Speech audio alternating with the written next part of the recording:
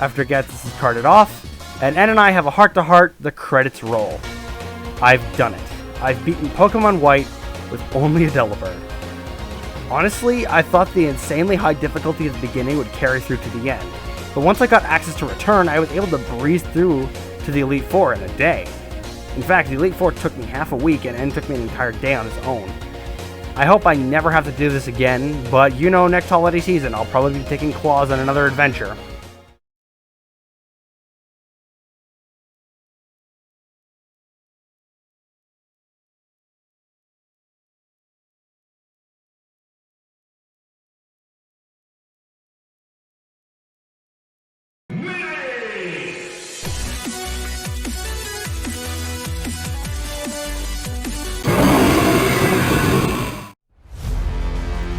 Alright, let's cut to the chase. We have 2 regions to go through, so let's get started. Same rules as last time, only using Delibird, no glitches or exploits, and this time no items in battle, only held items.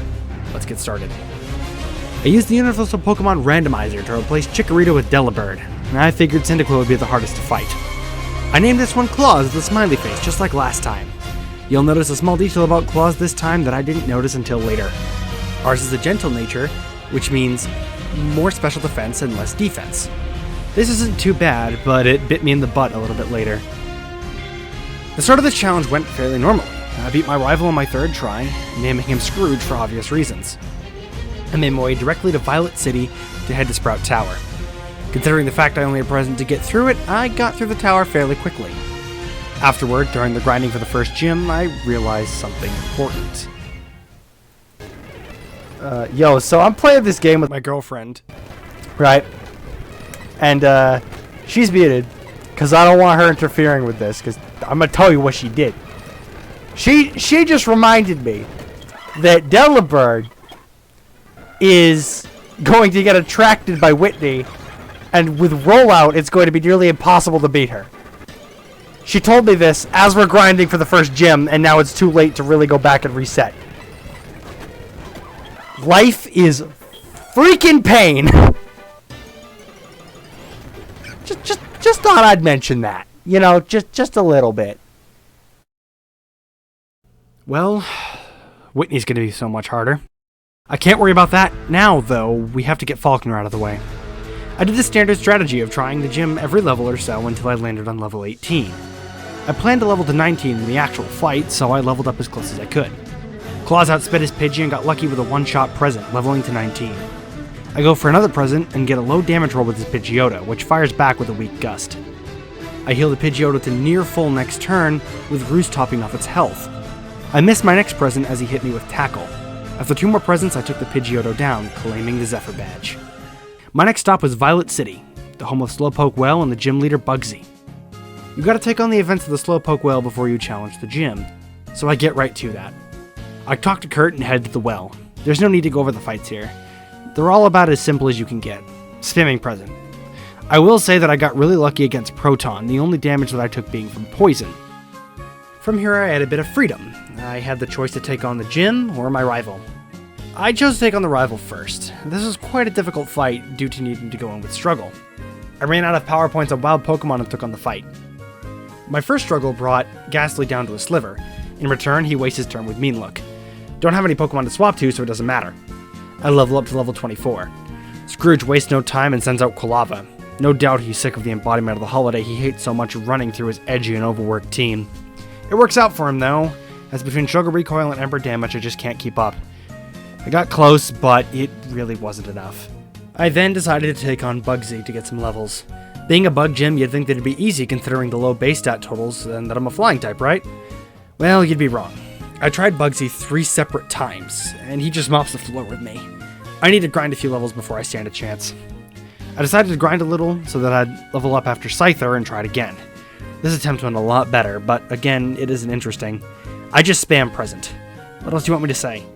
I did get a lucky one-shot on Scyther and got the level like I wanted. I then got another one-shot on Metapod from a crit and a quick and easy 2-shot on Kakuna. Holy cow, things never go this well. Is this an omen? Well, Whitney's next, and I guess she'll be the judge of that. Her Miltank is a monster. It has Stomp for good stab damage, Attract to make Claws immobile, Roll out for 4 times super effective damage, and Milk Drink to heal.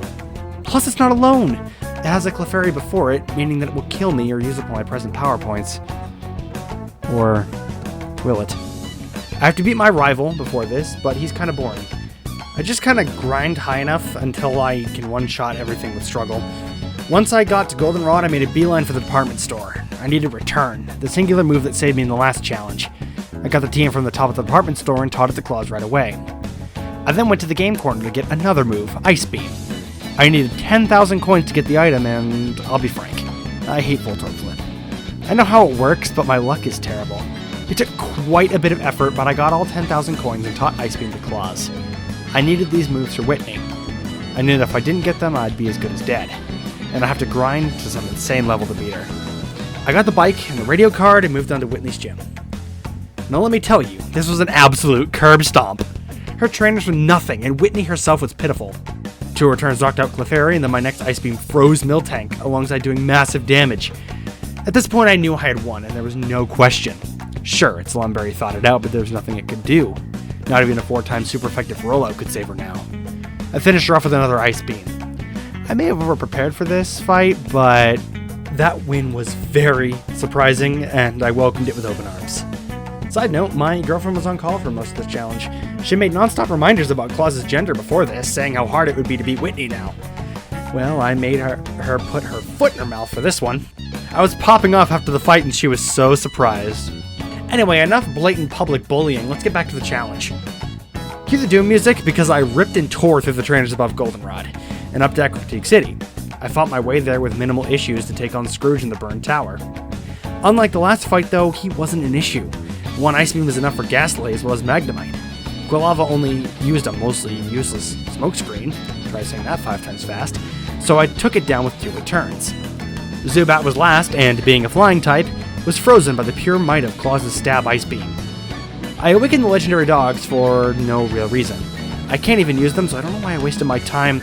Then again, I might have had to for the story, its remakes, I don't know. Anyway, then I went to go take on Morty. The hardest part of this gym was simply the puzzle, not the trainers, not even him. Just the stupid dark floor. I beat him on my first try. I then saw some Rocket Grunt busting a move on some poor kimono girl. I, of course, had to show him up with my dance skills, but also in my battle prowess, too. He was nothing before the mighty TM13 Ice Beam. Because of my incredible dance and battle skills, a bystander gave me Surf, which is going to be integral to move on. We have to head to Olivine City to progress the story, and we meet up with Scrooge outside the gym. We learn that Jasmine, the gym leader, is away at the lighthouse with a sick Pokemon. 'Tis the season, I guess, let's go help her. I make my way up there, and we find out that she needs medicine for the Ampharos in the tower from Cyanwood City. I need to go over there for a gym anyway, so it works out. I crushed Chuck so hard that it isn't even worth talking about, and grab the medicine and the HM for Fly, our best stab flying move. I then head back to Jasmine. If I had known Jasmine was going to be this difficult, I would have asked for the badge when I helped Amphi. I wound up grinding on the trainers up to the Safari Zone, and even then that wasn't enough. I tried so much that I had to give up, and I went to Price in the Mahogany Rocket hideout. Price's team was pretty simple to deal with. Being an ice type, I could take neutral damage from ice, and so I spammed Fly in return until his team went down. Alright, so I don't normally... Well, that's loud. I don't normally do this, but I think in this challenge right now, I'm gonna Shiny Hunt. Yeah, Shiny Hunt. So let's save the game. Alright, attempt number 1 to Shiny Hunt this thing.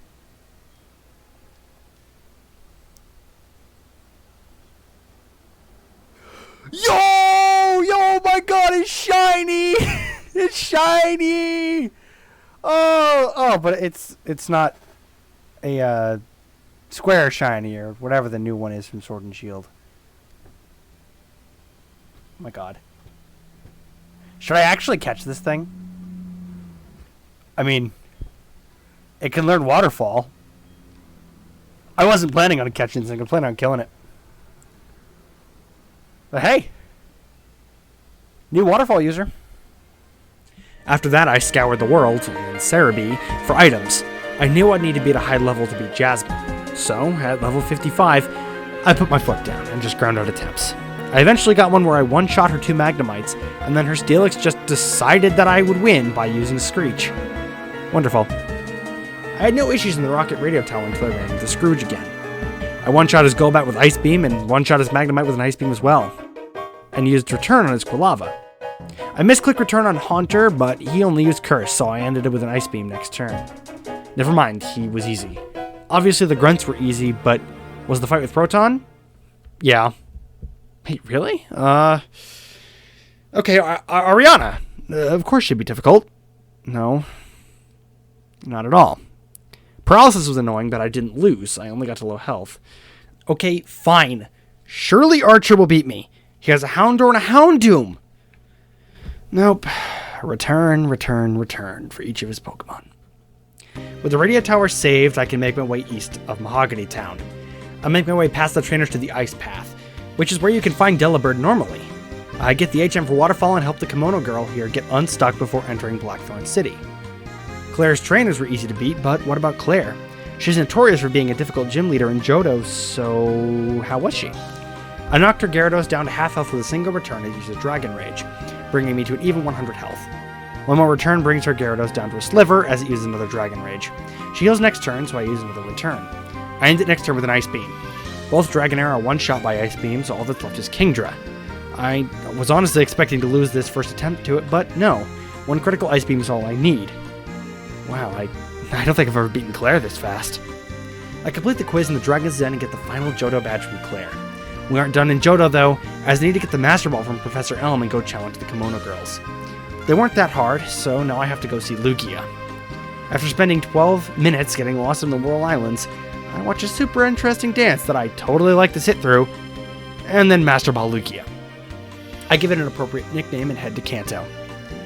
Clearing out the trainers up to the league, I enter Victory Road. I meet up with Scrooge at the end and ready for a fight. I open up with a critical return which knocks out Sneasel. I two-shot Magneton with Ice Beam after being paralyzed and got one-shot by Typhlosion's Lava Plume. Finally, something that took me down. All I thought I had to do was wait for a time where Magneton didn't paralyze me, so I went for that.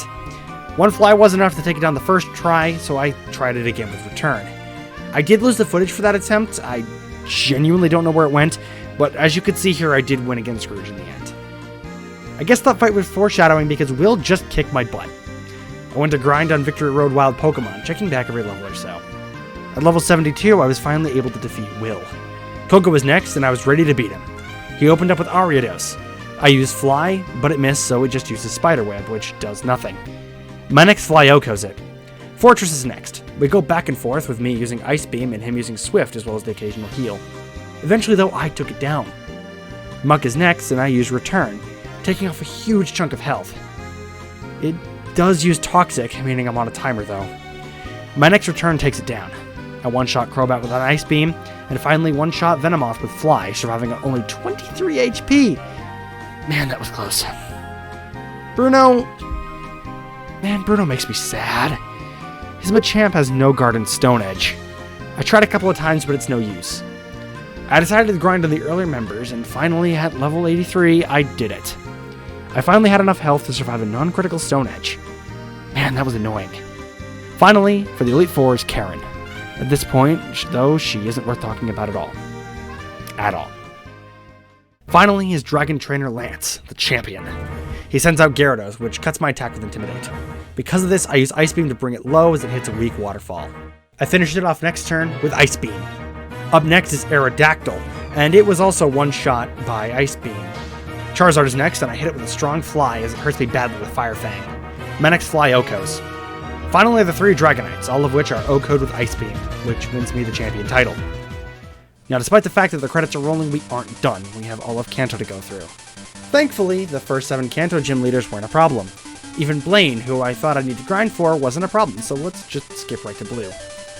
Right off the bat, I actually needed to change Claw's EVs. I needed more firepower, so I lowered defense as I was getting one-shot anyways. I increased special attack once I had the opportunity. I also made sure that I had a set of Choice Specs and Wise classes, as well as a Muscle Band and a Focus Sash. I found this out after about 2 hours worth of attempts that I would need those items. Let's look at my winning attempt and I'll tell you what I learned over these attempts. First of all, I went in at level 100, knowing the moves Return, Ice Beam, Water Pulse, and Fly.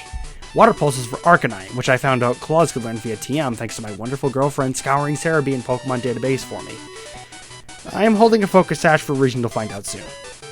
All this took several hours to figure out, and despite having access to Cerebi in the database, it still took a while to find, too.